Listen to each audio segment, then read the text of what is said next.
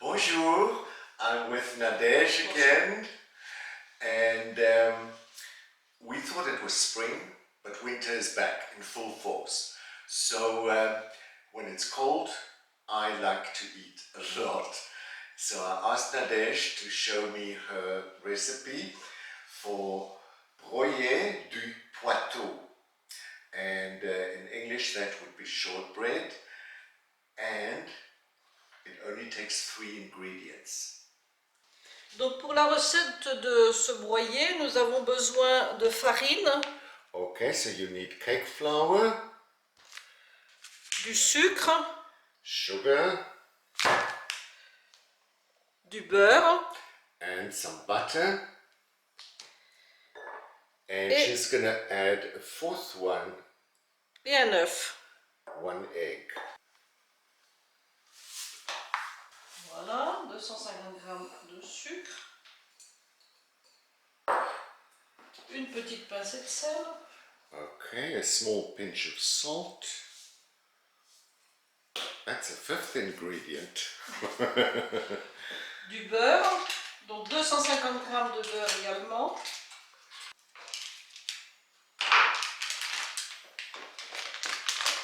que je rajoute au sucre. Il me faut 500 g de farine. Là,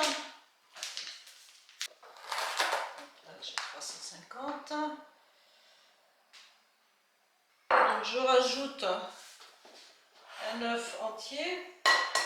And then you add a whole egg.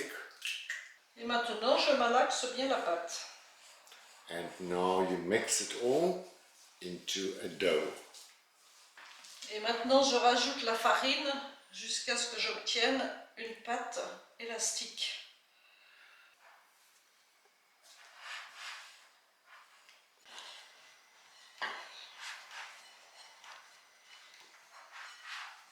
Beaucoup d'exercices, Nadej? Oui, beaucoup de...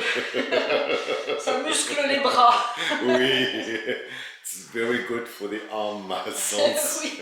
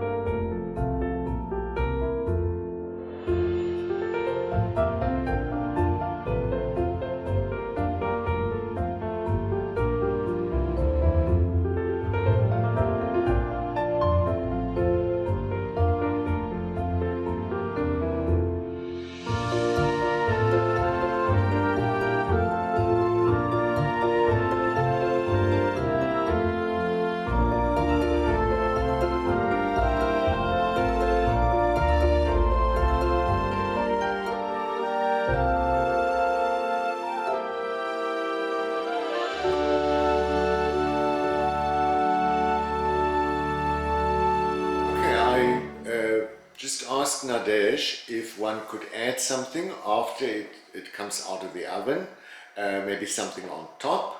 Oui, il est tout à fait possible de rajouter d'autres ingrédients qui vont changer effectivement le goût du gâteau. Vous pouvez rajouter de la confiture, vous pouvez rajouter de la noix de coco tout en malaxant avec la farine et le sucre, même éventuellement de l'amande effilée, de l'amande broyée. Ça change effectivement le goût. Ensuite, ce ne sera plus le vrai broyer du Poitou, puisqu'on y rajoute Voilà. d'autres ingrédients. Voilà, merci Nadej.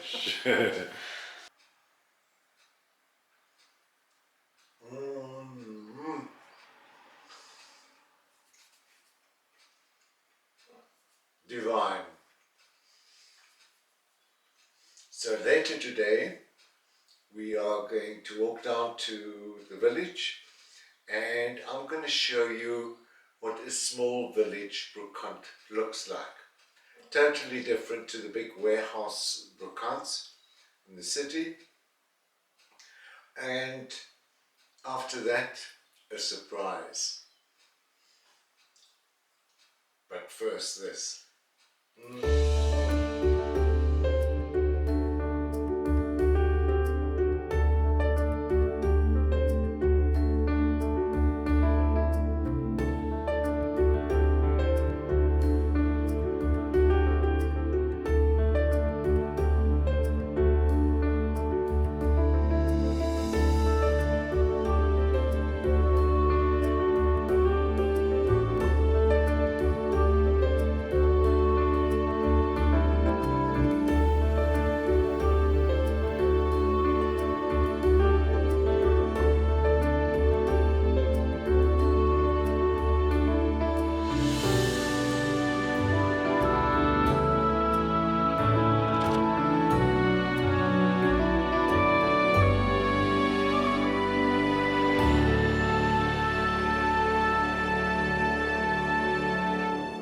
je m'appelle Sophie et j'ai une petite brocante à Chalut qui s'appelle La Petite Pièce.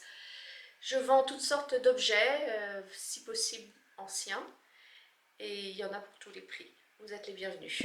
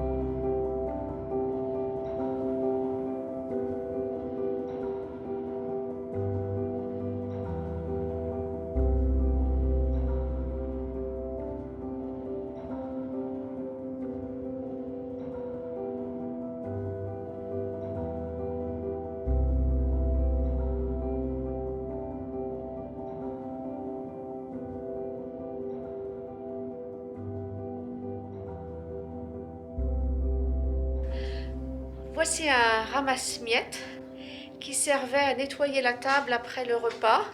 Quand il restait sur la nappe ou sur la table des miettes, des petites saletés, vous le passiez dessus et vous ramassiez toutes les miettes. Aïe, aïe, aïe. Une planche à laver ancienne. Les femmes se mettaient au lavoir. Elles mettaient la planche comme ça, l'appuyaient. Et pouvez mettre du linge et puis brosser plus facilement. D'accord.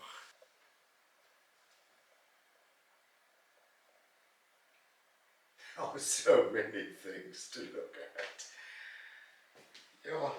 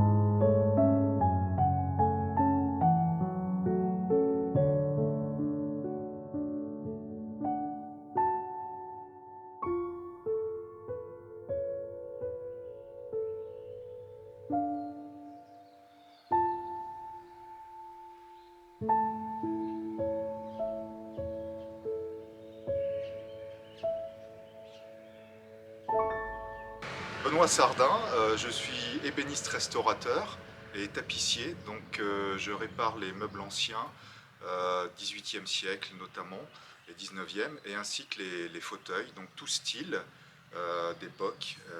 Voilà. Donc je vous invite à pénétrer, à rentrer dans mon atelier. Merci. Oui.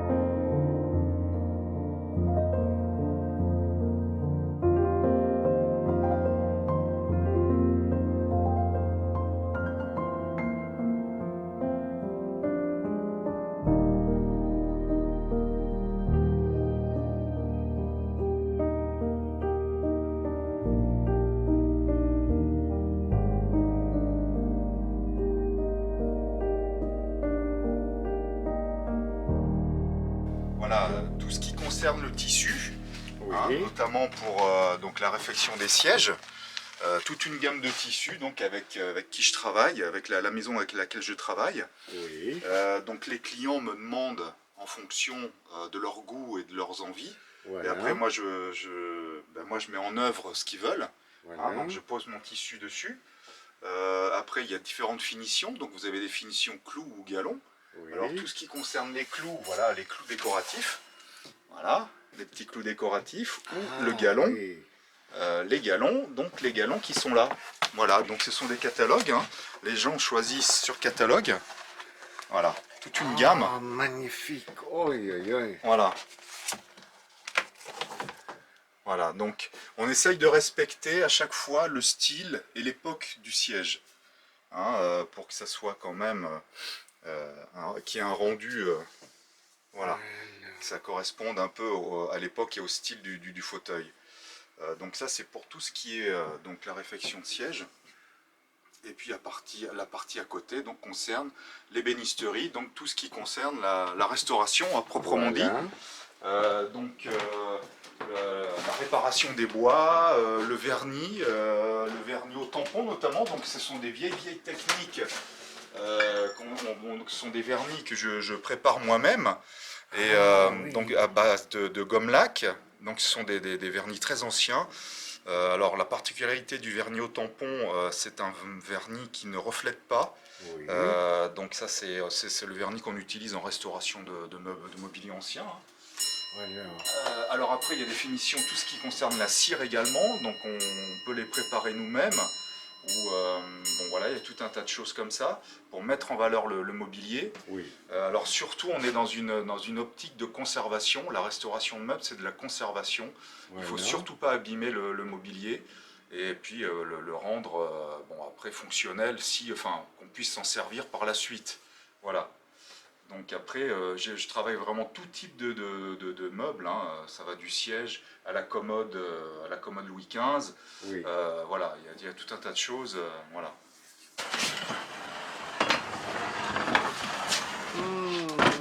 On appelle ça une barbière. Tu vois, c'était pour une barbière avec le marbre. Et alors là, tu tournes. Oui.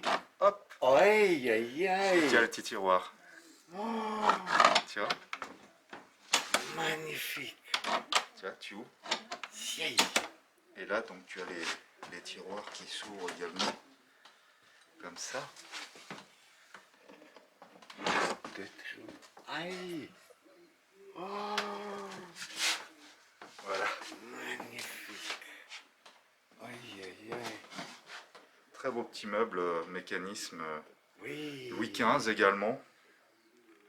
En marqueterie. Voilà, parce que je restaure également les marqueteries. Oh, Tu vois, donc c'est assez abîmé. Hein. oui.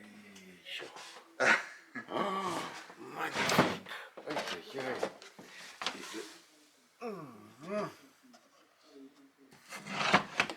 Chia.